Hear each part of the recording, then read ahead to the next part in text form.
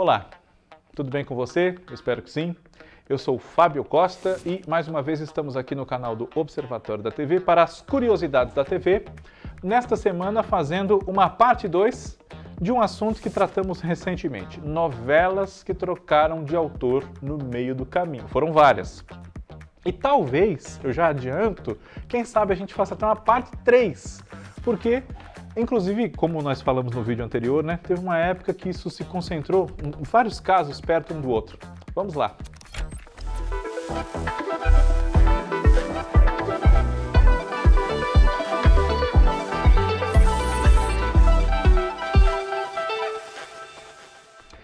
Antes de falarmos de mais algumas novelas que trocaram de autor, eu peço a vocês, como peço sempre, que são muitas, né, gente?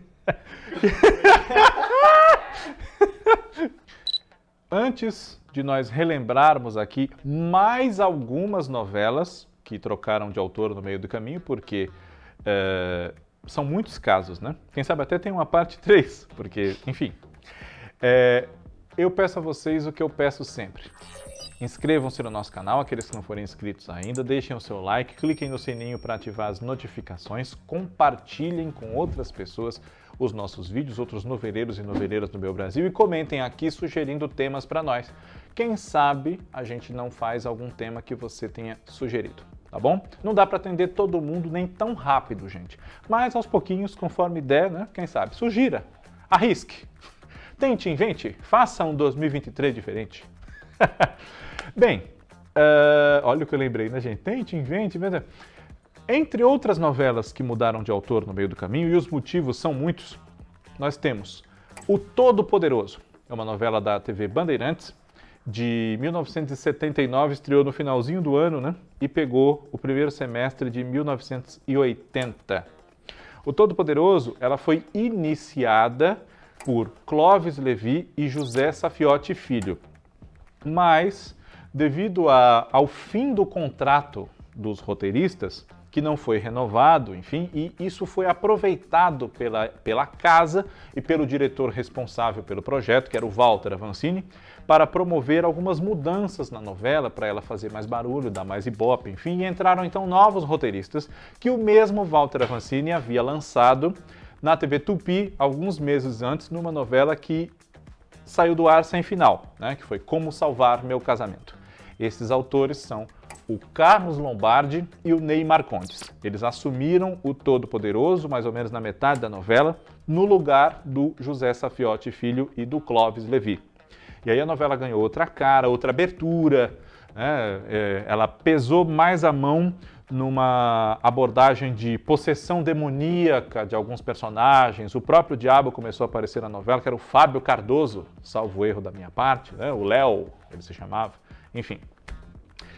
Na TV Bandeirantes, nessa sua fase de teledramaturgia bastante intensa, de 1979 a 1984, tem bastante casos para nós contarmos num programa com essa temática.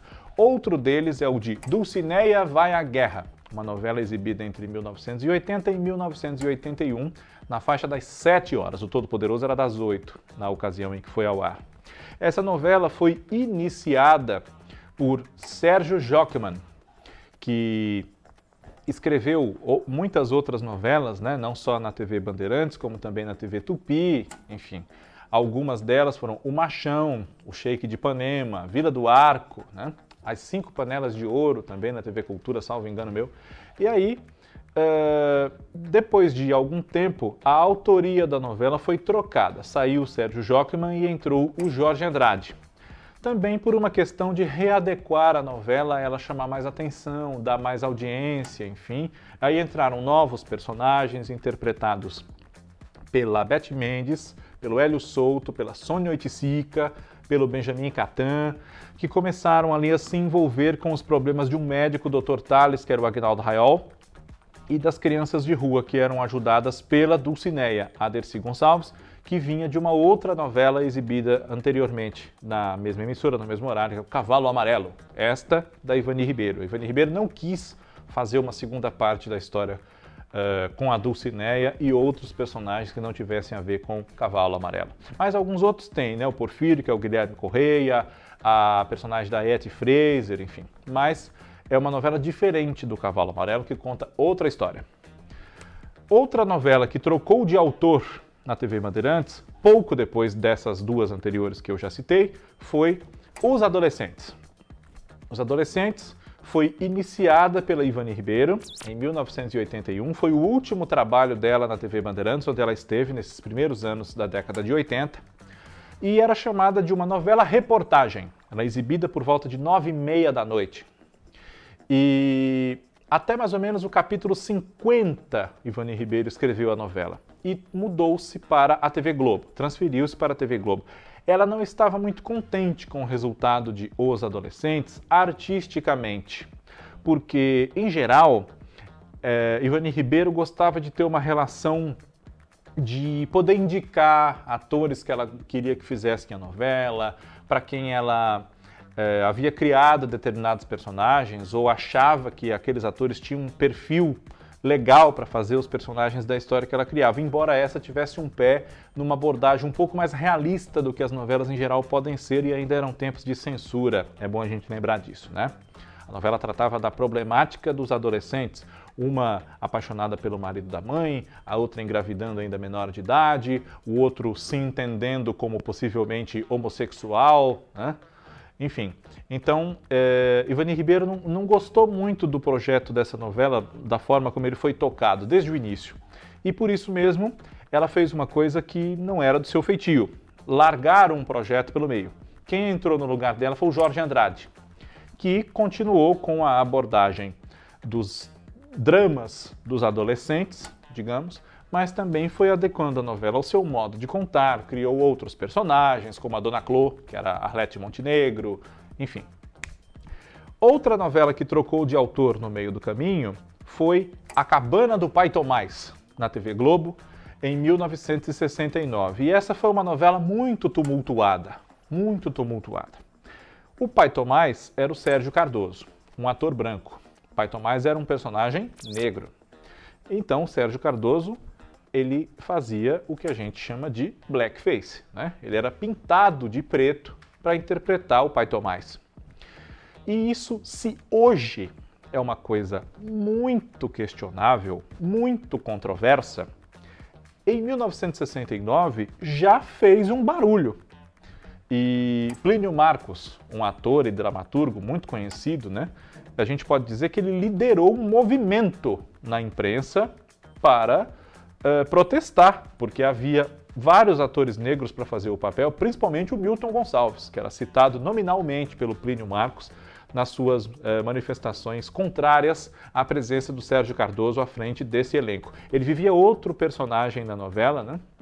Outros dois, né? Salvo erro meu, e um deles era o presidente dos Estados Unidos, o Lincoln. Mas isso deu uma atrapalhada, né? Para continuar com a confusão da Cabana do Pai Tomás, já no início, a novela era adaptada por Edi Maia, a partir de um romance de Harriet Beecher Stowe, e já no início, as gravações aqui em São Paulo tiveram que ser transferidas para a TV Globo lá no Rio, que já estava com várias novelas em produção, a única feita em São Paulo era a Cabana do Pai Tomás, e porque as instalações paulistas aqui da emissora passaram por um incêndio. Perdeu-se capítulos gravados, foram perdidos figurinos, cenários, enfim. E isso atrapalhou. Fora os problemas de receptividade, que houve alguns, de gastos muito elevados, de ter que trocar a produção para o Rio, enfim, os autores foram se sucedendo nos 7 meses que a novela passou no ar, mais ou menos. Né? Mais até, não, cerca de 8, 9 meses. Além da Edi Maia, a novela também foi escrita pelo Péricles Leal, que é um dos dramaturgos pioneiros da nossa televisão. Foi escrita por algum tempo pelo próprio Sérgio Cardoso e este se lembrou de que, não podendo fazer 3 personagens e mais ainda escrever a novela, havia uma pessoa com quem ele havia trabalhado recentemente que poderia cumprir esse papel ali para terminar a novela, que é o Walter Negrão. Com o Walter Negrão, Sérgio Cardoso já havia feito a novela Antônio Maria, que o Negrão escrevia junto com Geraldo Vietri, na TV Tupi. E Walter Negrão, então, escreveu o final da novela. Mas foi uma novela que trocou muito de autor, inclusive tentando se encontrar, adequar grandes gastos a um bom ibope, a uma repercussão positiva que apagasse a impressão desse blackface, que na época nem era tão chamado assim, hoje é que a gente chama, né? É importante a gente dizer isso para não cometermos aqui anacronismos, né? Enfim. E A Cabana do Pai Tomás é mais uma das novelas que a gente pode citar nessas que trocaram de autor, e trocaram mais de uma vez. Tá? Também temos, já nos anos 90, um caso de alteração de autor depois de cerca de um mês da novela no ar. A novela é Quem é Você? Quem é Você foi exibida pela TV Globo em 1996, na faixa das 6 horas, e era escrita pela Solange Castro Neves, que foi colaboradora, foi uma pessoa muito próxima da Ivani Ribeiro, que havia falecido em 1995 e deixou essa sinopse pronta. Então, na abertura, aparecia escrito assim, novela de Ivani Ribeiro e Solange Castro Neves. Supervisão de texto de Lauro César Muniz, que foi designado pela emissora para acompanhar a Solange nesse trabalho, porque ela nunca havia levado uma novela sozinha como autora titular. Muito bem. Só que eles não se afinaram, né? Houve um desentendimento criativo entre a Solange e o Lauro, e ele assumiu a novela a partir do capítulo 24 e 25. Né? Então esse é um caso já mais próximo de nós, né? Embora ao mesmo tempo também já tenha quase 30 anos. Outro caso que envolve o Walter Negrão, e aí nós recuamos um pouco mais no tempo, é em 1981, a novela O Amor é Nosso, da TV Globo, uma novela das 7.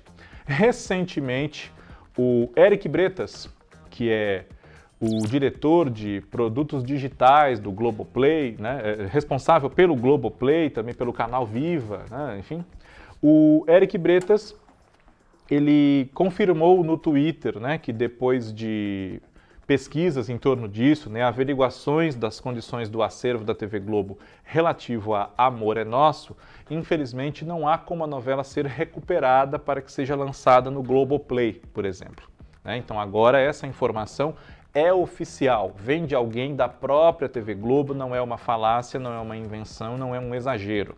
Agora nós temos, no dizer do Eric Bretas, a confirmação de que O Amor é Nosso foi perdida, não dá para ser recuperada, né? E essa novela foi iniciada por Wilson Aguiar Filho e Roberto Freire como autores titulares, mas cerca de 2 meses depois da estreia eles foram substituídos pelo Walter Negrão, para que a novela desse mais certo, funcionasse melhor artisticamente, como se diz, né?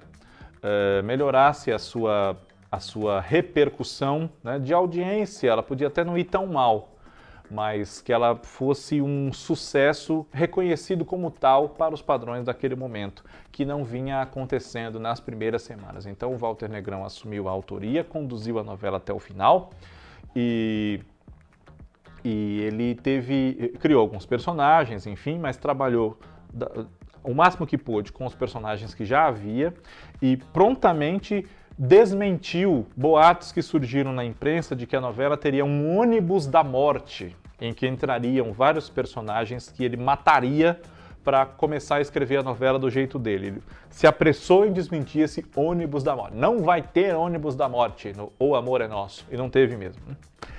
Esses foram mais alguns casos de novelas que trocaram de autor no meio do caminho, né, gente? Esse assunto não se esgota. Então, como eu disse no princípio, quem sabe não haja até uma parte 3.